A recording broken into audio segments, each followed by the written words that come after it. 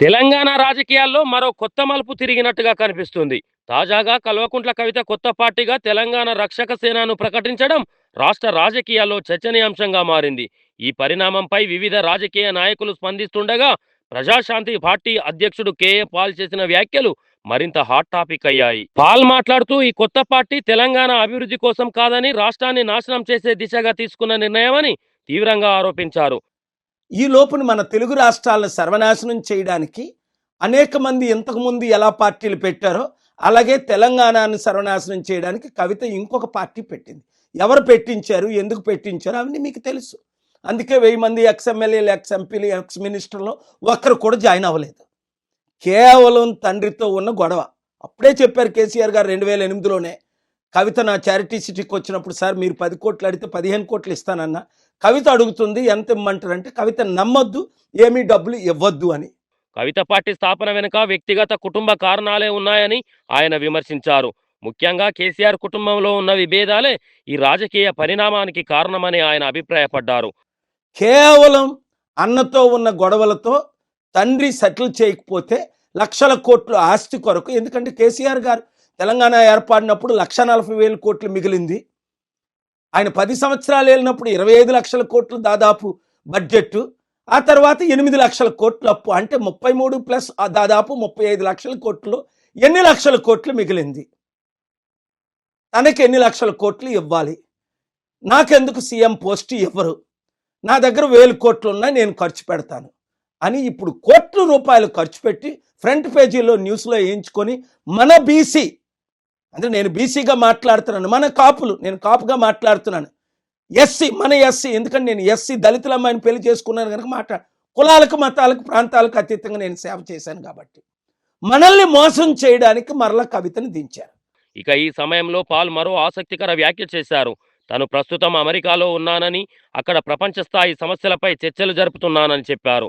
Iran, America మధ్య ఉద్రిక్తతలను తగ్గించేందుకు ప్రయత్నిస్తున్నానని, ప్రపంచ శాంతి కోసం పనిచేస్తున్నానని ఆయన పేర్కొన్నారు.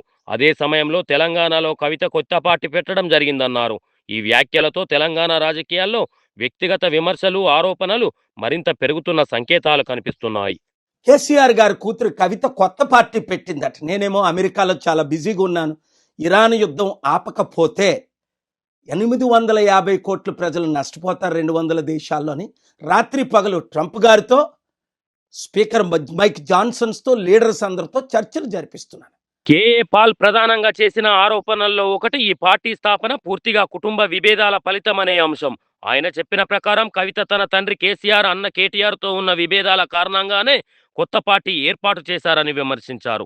ఈ వ్యాఖ్యలు ఇప్పుడు రాజకీయ వర్గాల్లో పెద్ద చర్చకు దారితీస్తున్నాయి. నిజంగా ఇది సిద్ధాంతాల కోసం తీసుకున్న నిర్ణయమా, లేక వ్యక్తిగత విభేదాల ఫలితమా అనే ప్రశ్నలు ప్రజల్లో వస్తున్నాయి. కేవలం అన్నతో ఉన్న గొడవలతో తండ్రి సెటిల్ చేయకపోతే లక్షల కోట్లు ఆస్తి కొరకు, ఎందుకంటే కేసీఆర్ గారు తెలంగాణ ఏర్పడినప్పుడు 1,40,000 కోట్లు మిగిలింది.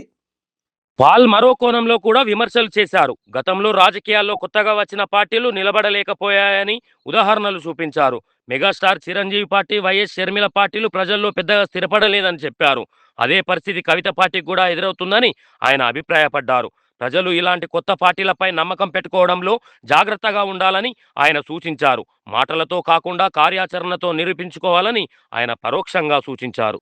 ఈ లోపున మన తెలుగు రాష్ట్రాలను సర్వనాశనం చేయడానికి అనేక మంది ఇంతకుముందు ఎలా పార్టీలు పెట్టారో అలాగే తెలంగాణను సర్వనాశనం చేయడానికి కవిత ఇంకొక పార్టీ పెట్టింది. ఎవరు పెట్టించారు, ఎందుకు పెట్టించారు అవన్నీ మీకు తెలుసు. అందుకే 1000 మంది ఎక్స్ఎమ్మెల్యేలు, ఎక్స్ఎంపీలు, ఎక్స్ మినిస్టర్లు ఒక్కరు కూడా జాయిన్ అవ్వలేదు. శర్మిల ఏ విధంగా అన్నతో, జగన్తో ఫైట్ చేసి, అప్పుడే చెప్పాను శర్మిల పార్టీ ఫైట్ కొరకే, సక్సెస్ అవ్వదు, క్లోజ్ అయిపోద్ది. పవన్ కళ్యాణ్ టీడీపీ బీజేపీలో కలిసిపోతాడు. చిరంజీవి కంప్లీట్గా కాంగ్రెస్ పెట్టిన పార్టీ కాంగ్రెస్లో విలీనం అవుతాడని 2008లో నేను చెప్పలేదా? 2011లో ఆయన విలీనం అయిపోలేదా ఎంపీ తీసుకొని? ఇంకెన్నిసార్లు మోసపోతారు? మంచి వారికి అవకాశం ఇవ్వలేదా కోదండరాం లాంటి వాళ్ళకి? కవిత పార్టీపై పాల్ చేసిన మరో ముఖ్య విమర్శ ఆమె ఇచ్చే హామీలపై ఉంది. ముఖ్యంగా బీసీలు, దళితులు, మైనార్టీలకు సంబంధించిన విషయాల్లో ఆమె స్పష్టత ఇవ్వడం లేదని ఆయన ఆరోపించారు. తాను సీఎం అవుతానని చెప్పడం తప్ప సమాజంలోని ఇతర వర్గాలకు నాయకత్వ అవకాశాలు ఇవ్వాలనే ఉద్దేశం కనిపించడం లేదని ఆయన విమర్శించారు. ఇది ప్రజల్లో అనుమానాలకు దారితీసే అంశమని ఆయన అన్నారు. ఇంకా తీవ్ర ఆరోపణలు చేస్తూ కేసీఆర్ కుటుంబం సంపాదించిన ఆస్తుల పంపకాలలో తలెత్తిన విభేదాలే ఈ రాజకీయ పరిణామానికి కారణమని పేర్కొన్నారు. ఈ వ్యాఖ్యలు రాజకీయంగా చాలా సున్నితమైనవిగా మారాయి. అంతేకాకుండా పెద్ద మొత్తంలో డబ్బుతో పార్టీ ఏర్పాటు చేసి అధికారంలోకి రావాలని ప్రయత్నించడం సరైన రాజకీయ ధోరణి కాదని ఆయన విమర్శించారు.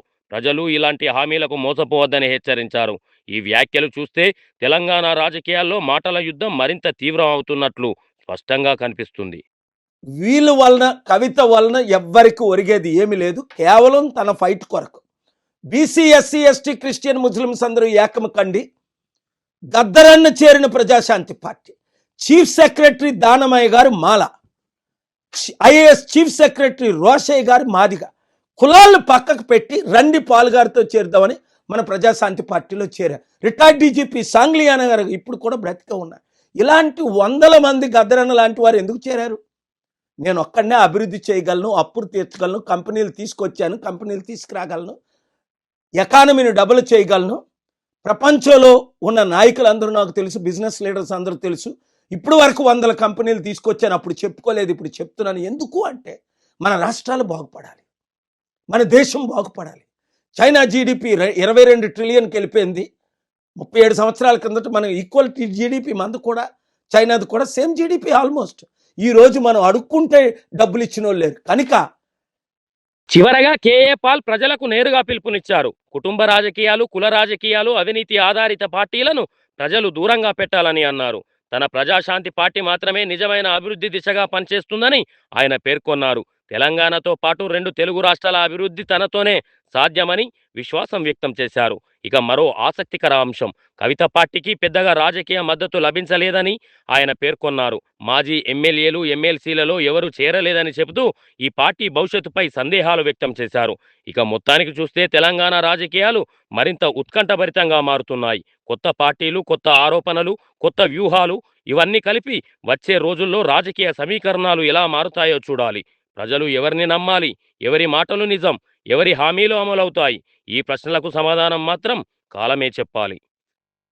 యూత్ 60 లక్షలు ఉద్యోగాలు ఇస్తానంటది 6 లక్షలు అనడానికి ఏముంది? దానికి ఏమైనా విలువ ఉందా? కేసీఆర్ గారు 100 మాట్లాడలేదా? రేవంత్ రెడ్డి 100 వాగ్దానాలు చేయలేదా? మోదీ గారు డాలర్ని రూపాయిని ఈక్వల్ చేసేస్తాననలేదా? 56 రూపాయలు ఉన్నప్పుడు ఇప్పుడు అదే డాలర్ 96 రూపాయలు అయింది. వీళ్ళని నమ్మి మీరు మోసపోతారా? మన బీసీ ఎస్సీ ఎస్టీ క్రిస్టియన్ ముస్లింలు అందరూ ఏకం అవుదామా? మీరే నిర్ణయం తీసుకోండి. మోసపోతారా? మరొక 80 సంవత్సరాలు మోసాన్ని ఆపి వచ్చే 2-3 సంవత్సరాలు అందరము ఏకమయ్యి, ఎక్స్ ఎమ్మెల్యేలు, ఎక్స్ మినిస్టర్లు, ఎక్స్ ఐఏఎస్లు, రిటైర్డ్ ప్రొఫెసర్స్, డాక్టర్స్, ఇంజనీర్, ముఖ్యంగా యూత్ జాబులు నేను ఒక్కడనే తేగలను, అప్పులు నేను ఒక్కడనే తీర్చగలను, అభివృద్ధి నేను ఒక్కడనే చేయగలను. అందుకే ఈరోజు ట్రంప్ మొదలుకొని ప్రపంచ నాయకులందరూ నా సలహాలు తీసుకుంటున్నారు, నాతో కూర్చుంటున్నారు, నాతో సమయం గడుపుతున్నారు. ఎందుకు? ప్రాబ్లమ్స్ అందరికీ తెలుసు, కానీ ఎవరు సాల్వ్ చేయగలరు? చేయలేరు. చేయగలిగారా? రోజు 2 తెలుగు రాష్ట్రాల అప్పు 25 లక్షల కోట్లు అయిపోయింది. దేశం అప్పు 100 లక్షల కోట్లు అయిపోయి ఎవరైనా తీర్చగలిగారా? మరి తెలుసుండి మీరు మోసపోతారు ఎందుకు? మరలా ఈ అవినీతి కుటుంబ కుల అవినీతి కుట్ర పాలకుల్ని ఎందుకు మీరు మళ్ళీ సపోర్ట్ చేస్తారు? ఎస్, వాళ్ళు మీడియాకు ₹1 ఇచ్చి ఫ్రంట్ పేజ్లో వస్తారు.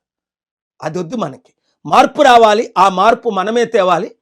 ఆ అభివృద్ధి మనమే చేయాలి. మనం అందరం కలిసి పోరాడాలి. ప్రజాశాంతి పార్టీ అవినీతి లేని పార్టీ, అందరినీ అభివృద్ధి చేసే పార్టీ. మీరు నేను కలిసి చేద్దాం. 2028, 29 ఎలక్షన్లో సంపూర్ణ మెజారిటీతో 2 తెలుగు రాష్ట్రాల్లో గెలుద్దాం. అభివృద్ధి అంటే చేసి నేను చూపిస్తాను. మీరందరూ 7569441275 గ్రూపులు పెట్టి ఒక్కొక్కరు 100 మందిని 1000 మందిని చేర్చి ఈ ఇరాన్ యుద్ధం సాల్వ్ అవగానే నేను మరలా వస్తాను. కాబట్టి కలిసి పనిచేద్దాం, అభివృద్ధి చేద్దాం. We can do anything. Share this video with everybody.